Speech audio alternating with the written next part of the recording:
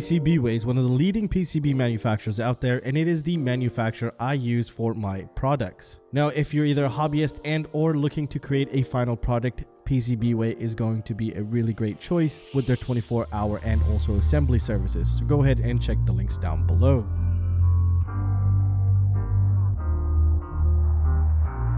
In today's video, we're going to be taking a look at the HGLRC Sector 150 Cinewhoop. Now, this comes in different flavors. We have, I think, four. A 4S, a 6S analog, and a 4 and a 6S HD. I have the HD 6S variant here, and I can tell you a couple things before we get into this long process. I'm going to tell you my overall opinions and experience right now, and the timestamps will be linked down below if you want to skip to a specific part. Now, first of all is noise. It's less noisy than most of the ones out in the market, but it still has noise. So I would give the noise ratio 10 would be the best, around a 6.5, and the other one's usually like a 5 and a 4 with that really high pitch noise. So in that aspect, it was good. Now, in terms of durability in these plastic pieces, I know some of you might be afraid of them, but I had so many fail safes because my module was not good, not in here, but my remote controls multi-protocol module, and I'm using XM Plus radio, that I did end up crashing quite a lot, and it kept falling, metal, concrete, wherever. And it actually held up very well. You could tell that the plastic is slightly chewed up here. And every crash, I thought, okay, that's it, it broke. But the plastic they're using here is very proper and some of the best plastic I've seen used for such a quadcopter. So that in itself, in terms of durability, I really love that. And they also do provide some 3D printed parts, which you could add on, which I didn't here. Now, the overall flight characteristics, it's at the high end, it's kind of fast, which is pretty interesting because we are using a 2400 kV motor here. This is a 1408 2400 kV motor, and at low throttle, it is very smooth, and at high, it has the torque at the high end of the throttle. But you still get the yaw washout if you're spinning too fast, and it is susceptible to wind. So if you're using this, don't expect to have very clean footage without some sort of hyper smooth or editing with some real steady go, which as you saw in the beginning of the video, because the video actually does not look anywhere like that, and neither does it with any other of these. They're very flimsy. Well, not flimsy, they're very fragile to wind, and that's something you need to take into consideration. Don't think they fly perfect out of the box. Now, it flies as perfect as possible for what it is, but to get that clean footage, you need to have some sort of stabilization going on if you're looking into that, or you think these just work like that out of the box. No, they're not smooth. None of them are. Now, in terms of the motors, using 2400 kV, and it comes with 4-blade propellers, which are 2.9 inches, the efficiencies seem to be very good, around 4 to 4.5 minutes at times on a 6S, which I found pretty amazing, actually. Usually, these soak up so much amperage that they don't really last for more than 3 minutes or so at times. So in terms of efficiency, I really liked seeing that. And the place where I see this one excel is indoors. I think indoors it would be a very stable platform, and also you'll have the extra efficiency or the extra flight time basically to get that shot you wanted to get. That's something I really like out of this. Not only that, the execution, the battery placement is very simple and very straightforward, and everything's been done properly, so you don't have to worry about something falling in, getting cut. So in that aspect, in terms of the execution, the overall thought that went into this is really great, actually. It gets a 10 out of 10 for what it is here, and I really like that.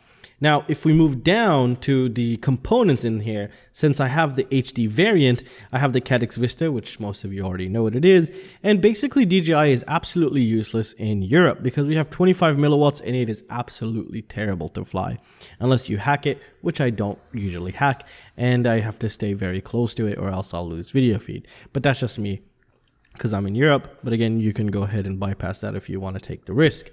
Now, for the flight controller ESC and power distribution board, if we could even call them power distribution boards anymore, we have the HGLRC all-in-one board here. Now, this is really nice because, one, it keeps the weight down.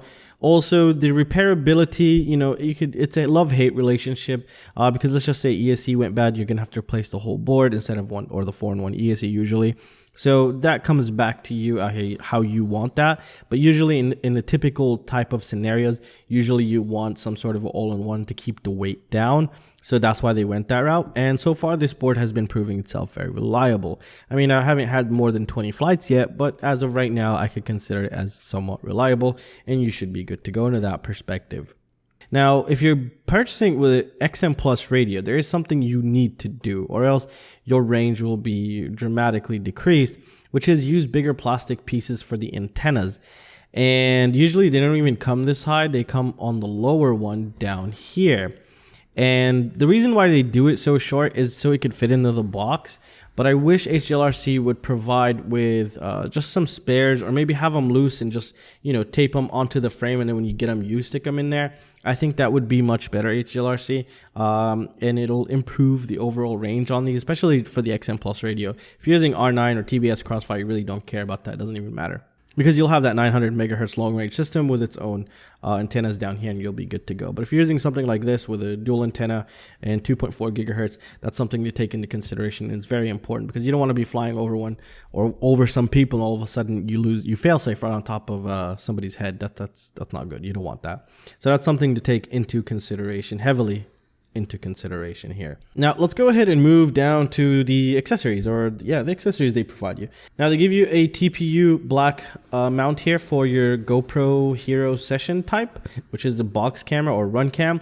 But what I was able to use this for my normal Hero 8, and the way that I did that was I brought a battery strap under here and then just held it into place, then screwed in the screws, and I was good to go into that perspective. I didn't have to 3D print anything or design anything. I was good to go. So you can easily do that as well.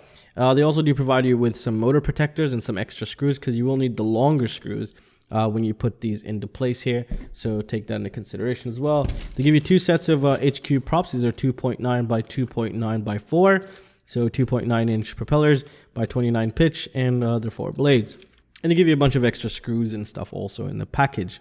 And that's really about it for the accessories. Now let's move on to the frame, and we're just going to work our way inside here. So again, if you missed the first part, these ducts are actually very durable compared to other plastics that I've seen, and I'm glad it's not printed PLA, because that would have been absolutely crap. So these are proper injected molded plastics here that withstood quite a lot of impacts. And when I mean quite a lot, I mean a lot of impacts, especially in my area. I'm not flying over grass, so that was really great to see that it held, because I really wouldn't want to make this video when it's broken. And you can see that it's been chewed up pretty nasty here, and it's quite amazing at the amount of damage that this is showing. I would expect to see a lot more damage, because I did crash quite a lot with this thing. Now for the frame, they're using one-piece bottom plate. It is a 3.5 millimeter, I believe, and like all of them, just one-piece bottom plate. Now for the motors, they went a lower kV than usual, 2400 kV. Again, this is a 6S. It's nice in terms of efficiency, but it does decrease your wind resistance. Maybe that's a word. Yeah, so if it's windy, you're gonna be fighting it quite a lot, especially on those low throttle cruises, or when you're gonna have to yaw really quickly. You could lose altitude pretty quickly. So that's something to take into consideration. But indoors, it was absolutely gorgeous, and outdoors, depends on the wind how your overall experience is gonna go. And yeah, I'll probably leave the raw footage at the end of the video here.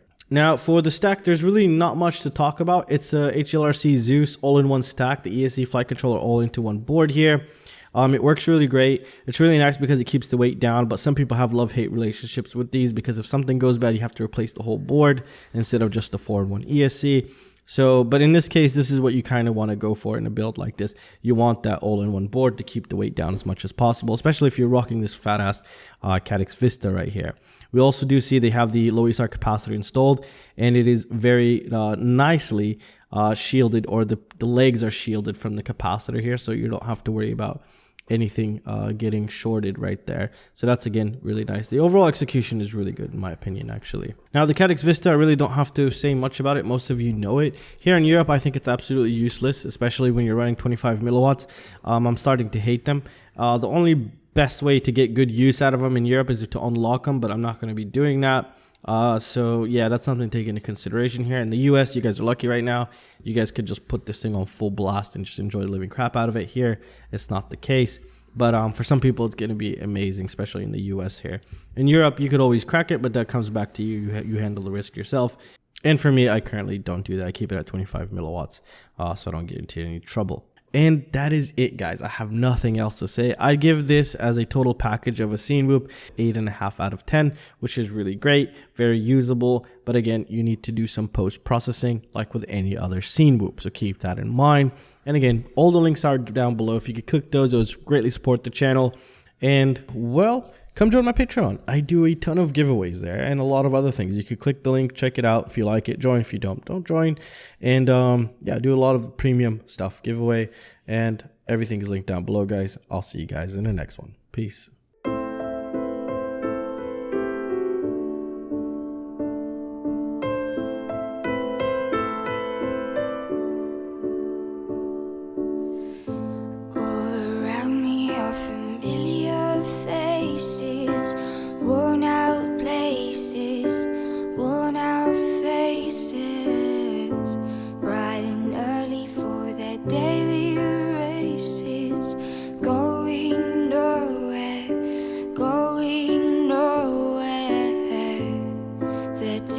Filling up their glasses, no expression, no expression.